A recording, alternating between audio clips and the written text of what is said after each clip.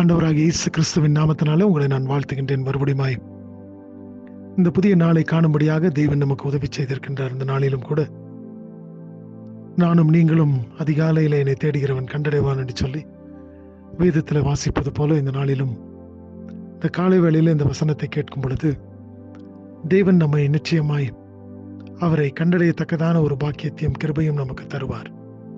ஏனென்று சொன்னால் அவரே வழியும் சத்தியமும் ஜீவனுமாக இருக்கின்றான். அவரை கண்டடைகின்றவன் மேய்ச்சலை கண்டடைகிறான் என்று சொல்லி வேதத்தில் பார்க்கிறோம். அப்படி என்று சொன்னால் அவரை கண்டடையத்தக்கதான நேரத்தில் நாம் அவரை தேடும் பொழுது அவர் நமக்கு பிரத்யட்சமாக பலனளிக்க அல்லது அவர் காணக்கூடிய தேவனாக இருக்கின்றார். அவர் எல்லாவற்றையும் ஆளுகை செய்கின்றவர், எல்லாவற்றையும் நமக்காக செய்து முடிக்கின்ற தேவன். ஆகினாலே அவருடைய கரத்திலே இந்த நாளை நாம் ஒப்பு கொடுப்போம்.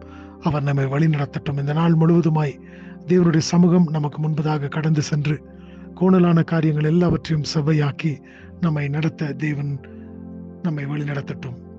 இந்த நாளிலும் கூட நீதிமொழிகள் 20வது அதிகாரம் 24வது வசனத்தை வாசிக்கின்றேன். Proverbs chapter 20 verse 24. கர்த்தராலே மனுஷனுடைய நடைகள் வாய்க்கும், ஆகையால் மனுஷன் தன் வழியை அறிந்து கொள்ளுவது எப்படி? இந்த வசனத்தில் பார்க்கும் பொழுது மனுஷனுடைய வழிகள் வாய்க்க வேண்டும் என்று சொன்னால் அது கர்த்தராலே மாத்திரமே அந்த வழிகள் வாய்க்க செய்யக்கூடிய ஒரு கிருபையை மனிதன் பெற்றுக்கொள்கின்றான். எனக்கு பிரியமான தேவச்சனமே, இந்த நாளிலும் கூட உன்னுடைய தேவனாலே உன்னுடைய வழிகள் வாய்க்கப்பட வேண்டும் என்று சொன்னால் அல்லது நீ தேவனாலே வழிநடத்தப்பட வேண்டும் என்று சொன்னால் நீ அதை எப்படி அறிந்து கொள்ள முடியும்? தேவனுடைய சமூகத்தில் நீ காத்திருக்கும் பொழுது, தேவனுடைய சத்தத்திற்கு நீ கீழ்ப்படியும் பொழுது அவர் உன்னுடைய வழிகளை வாய்க்க செய்கின்ற தேவனாக இருக்கின்றார். நீ செல்லுகின்ற வழிகள் எல்லாவற்றிலும் தேவன் உன்னை வழிநடத்த போதுமானவராய் இருக்கின்றார். தேவன் உனக்கு ஞானத்தை கொடுக்க போதுமானவராய் இருக்கின்றார்.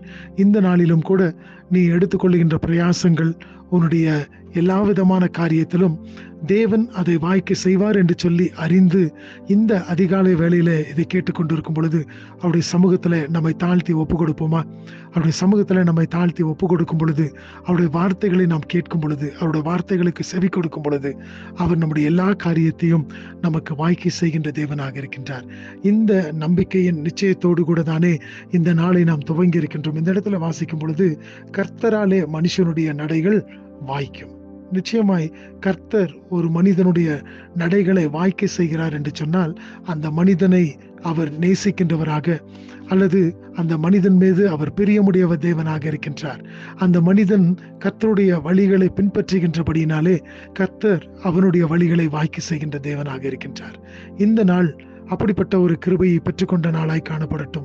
நாம் கடந்து போகின்ற பாதைகள் எல்லாவற்றிலும் தேவனுடைய சத்தத்தை கேட்கின்றவர்களாய், தேவன் நம்மை வழி நடத்துகின்ற வழிகளிலே நாம் நடந்து சென்று அவர் நம்முடைய வழிகளை வாய்க்க செய்யும்படியாய் அவருடைய கரத்தில் நம்மை ஒப்பு கொடுப்போம். இந்த நாளிலே தேவன் நம்மை ஆசீர்வதிக்கட்டும். நாம் எடுத்துக்கொள்ளுகின்ற பிரயாசங்கள் எல்லாவற்றிலும் தேவனுடைய கரம் செயல்படட்டும் என்று சொல்லி நாம் அவருடைய சமூகத்தில் காத்திருந்து இந்த நாளுக்குள்ளாய் நாம் பிரவேசிப்போம். தேவன் தாமே உங்களை ஆசீர்வதிப்பாராக. ஆமென்.